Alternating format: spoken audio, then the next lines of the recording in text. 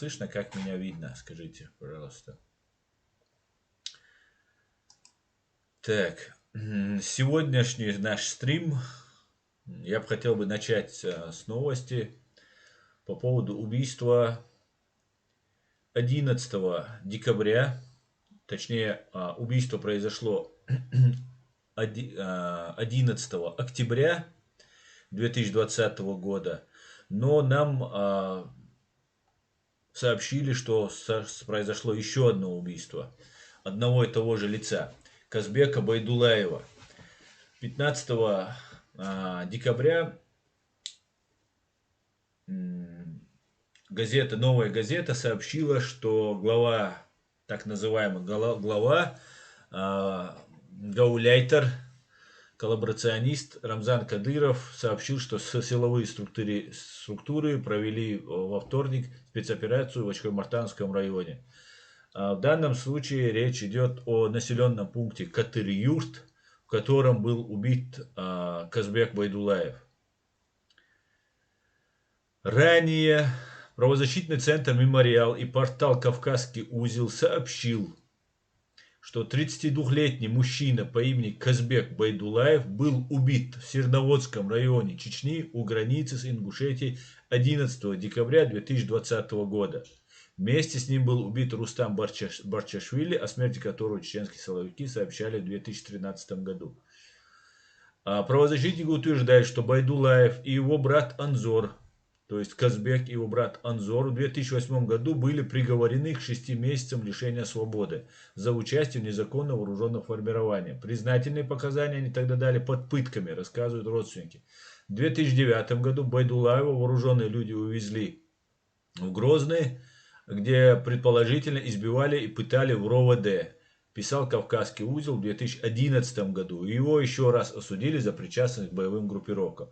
По версии правозащитников, Байдулаев примкнул к незаконным вооруженным формированиям и радикализировался уже после пыток и уголовных дел в 2012 году. По информации силовиков, он участвовал в боевых действиях в Сирии с 2016 года и вернулся в Россию в 2020 году. По другой версии, Байдулаев в это время находился в Турции. А теперь я расскажу, как было на самом деле.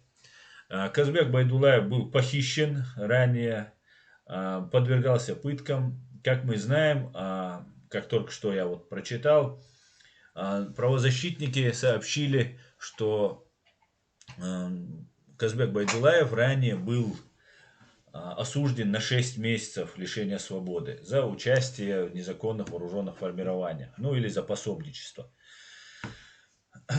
Если бы Казбек был хоть в чем-то замешан, если бы на нем была бы там какая-то кровь, убийство какого-нибудь сотрудника, если бы у него было бы оружие, да, хоть какое-либо, даже патроны, конечно же, 6 месяцам дело это не ограничилось бы. И только из-за того, что вообще человек был чист и нечего было предъявить, Казбеку Байдулаеву тогда дали 6 месяцев. После этого он освободился, и я читал ранее о том, что Казбек был снова задержан и осужден уже на 2 года.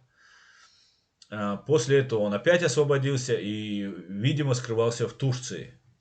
Пытался, видимо, мы не знаем ничего, потому что иногда правозащитники, в большей части в России правозащитники, даже именитые правозащитники, говорят или половина правды, или аффилированы вообще с оккупантами и террористами, которые творят беспредел на нашей многострадальной земле. Казбек Байдулаев был убит в этот раз, а не тогда, когда говорят, вероятно, был убит в этот раз, потому что в этом населенном пункте, в Катыр-Юрт, где произошло убийство, Казбека привезли на машине, с ним был еще один молодой человек. Этих двух молодым людям одели на пояс муляж взрывчатого вещества, но он как бы настоящий. Это взрывчатое вещество, которое было на поясе. Никакого оружия, чтобы вы понимали, да, ни один воин, ни один человек, который сопротивляется, вооруженно сопротивляется оккупационной власти и ее марионеткам в нашей стране, не будет ходить невооруженным. У Казбека Байдулаева, у его товарища не было оружия при себе. Не было никакого оружия, был только пояс, который им привязали. Их высадили в центре село Катыриурт. Это мое родовое село. И в этом мои родители оттуда родом, хотя я родился и вырос в Грозном, это мое считается моим родовым селом, хотя у нас еще дальше родовое. В центре этого населенного пункта, Катыриурт, этих двух молодых людей высадили, и должно было произойти задержание с инсценировкой. Руководил этим всем Абузейд Висмурадов, тот самый убийца, тот самый преступник, который является таким же чабаном, как и Кадыров Рамзан. Необразованным, неотесанным, которым пользуются русские спецслужбы как хотят. Многократно, в любой форме, в любом виде их используют. Их это удовлетворяет, так как им позволено вершить судьбы чеченцев, ну и сохранить свои жизни. Ну и, конечно же, немаловажно для необразованных чабанов, хотя против чабанов я ничего не имею, абсолютно ничего не имею, просто вот эти люди восхищаются, довольствуются теми деньгами, которые им дают оккупанты. Когда их отпустили, и после этого должно было произойти якобы задержание или же ликвидация. По всей видимости, должна была произойти просто ликвидация. Их высадили, и из-за угла, где их уже ждали, с разных точек, им предложили остановиться, крикнули им, как бы для того, чтобы, если свидетель, это происходило, чтобы вы понимали, в рабочий день, в светлое время суток, в оживленном, в людном месте, где ходили дети, недалеко школа и так далее. Слава богу, никто не пострадал. Забегая вперед, по крайней мере, никакой информации я не получил по поводу кого-либо пострадавшего, кроме погибшего Казбека Байдулаева. Им сказали стоять. Они оба побежали. Казбек был сразу же ранен, и после этого уже лежащего его просто добили. Второй молодой человек, видимо, скрылся. После того, как они совершили это убийство, казнь Казбека Байдулаева, они искали этого второго молодого человека. После долгих прочесываний, ничего не найдя, видимо, никого не найдя, они, видимо, покинули это место. Но операцией руководил еще раз по приказу Кадырова Абузейд Висмурадов по кличке Патриот России. И я вам сообщаю видео, вернее, телеграм Кадырова Рамзана, где он здесь рассказывает, как все произошло. Так, сегодня в ходе успешно проведенной контртеррористической спецоперации в Очхой-Мартановском районе уничтожен участник незаконных вооруженных формирований Казбек Байдулаев. Со стороны сотрудников правоохранительных органов пострадавших нет. Они, как всегда, сработали максимально профессионально и слаженно. Никаких пособников или других участников бандподполья с ним не было. Я располагал полной информацией о ходе операции от ее начала и до конца. С первых минут в указанном районе непосредственно на месте событий находился вице-премьер правительства Абузейд Висмурадов, министр внутренних дел Руслан Алханов, командир полка ППСМ специального назначения МВД по Чеченской Республике Замит Чалаев. Мы досконально владеем ситуацией в регионе, знаем, сколько лиц находится в розыске, имеем исчерпывающую базу данных об их пособниках, если таковые появляются. Обстановка в Чеченской Республике стабильная и спокойная, никакие ограничительные меры не вводились. Передвижение свободное, если кто-то надумает нарушать закон и выбрать путь террора, то ему впредь немедленно будет выписан билет в один конец, либо за решетку, либо на тот свет, сообщил главный предатель Кадыров Рамзан, главный предатель чеченского народа. Вот какая ситуация происходит на сегодняшний день в Чеченской Республике, во временно оккупированной Чеченской Республике Ичкерия. Это стоит заметить после того, как в 2019 году, 2018 году ОБСЕ ввела так называемый мониторинг за правами человека, так называемый московский механизм. В этом московском механизме и за мониторингом участвуют комиссии из 16 стран, в том числе это Соединенные Штаты и Германия. Несмотря на это, происходят бессудные казни. Ранее Казбек Байдуллаев сообщалось, что уже был убит, как я уже говорил. Да, это произошло 2 месяца назад. Кого они убили тогда, да, неизвестно. Потому что на этот раз была фотография и лицо убитое, казненное русскими террористами в лице Абузейда Висмуратова,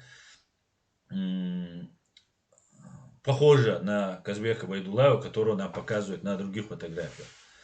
Но вот происходит более сложная процедура происходит. Они долгое время держали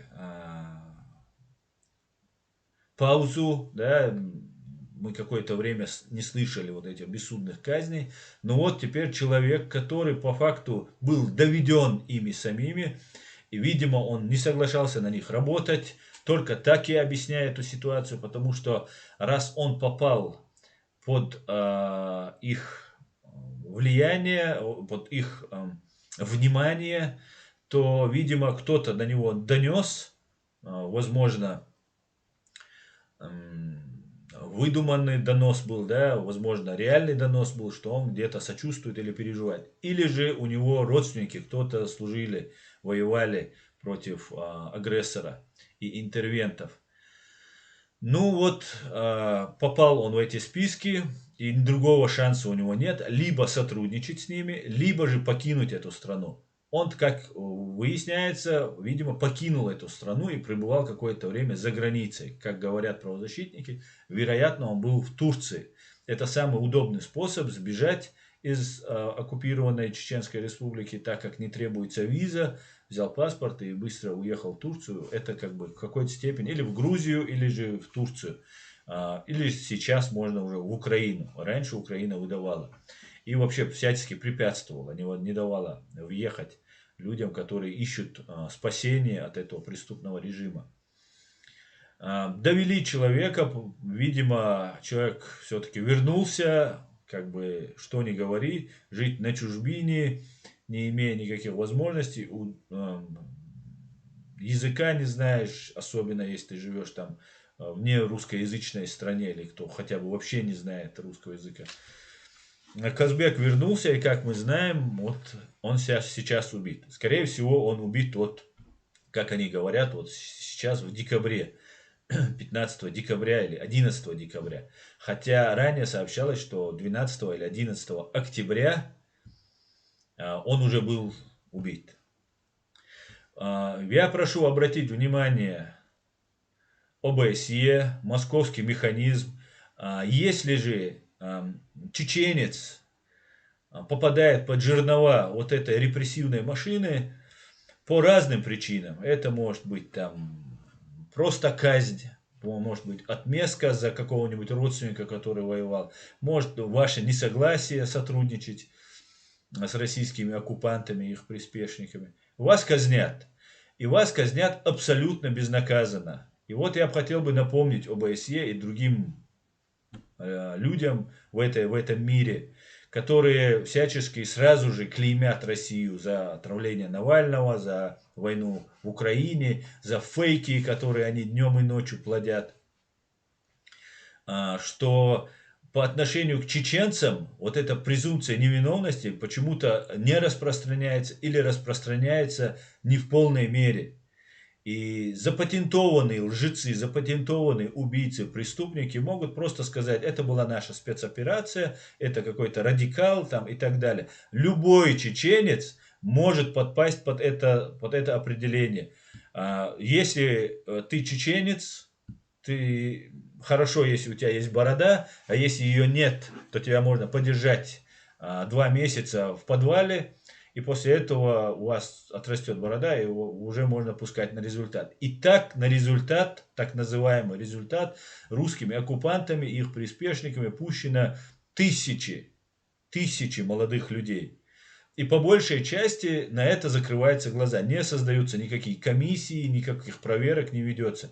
Как мы видим, московский механизм за эти 2-3 года, опять же, ничего пока конструктивного, прекращающего стопроцентно вот эти преступления, раз 16 государств, что еще более? И что еще более, если 16 государств свое внимание направили вот на один маленький небольшой клочок земли на земле. И все равно там продолжается. Да, сейчас проводятся какие-то там видимости, что вот какие-то там армия, войска зашли, там это сделали, то сделали. Но это была обычная казнь. Непосредственно человек, который принимал участие в этой операции, сообщил на условиях анонимности мне эту информацию.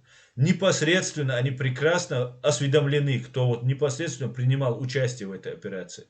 Поэтому я прошу ОБСЕ, московские механизмы, я прошу другие организации, все правозащитные организации, которые существуют, обратить внимание. Это не касается правозащитников России, потому что они не обращают внимания, а только делают вид, что они обращают внимание.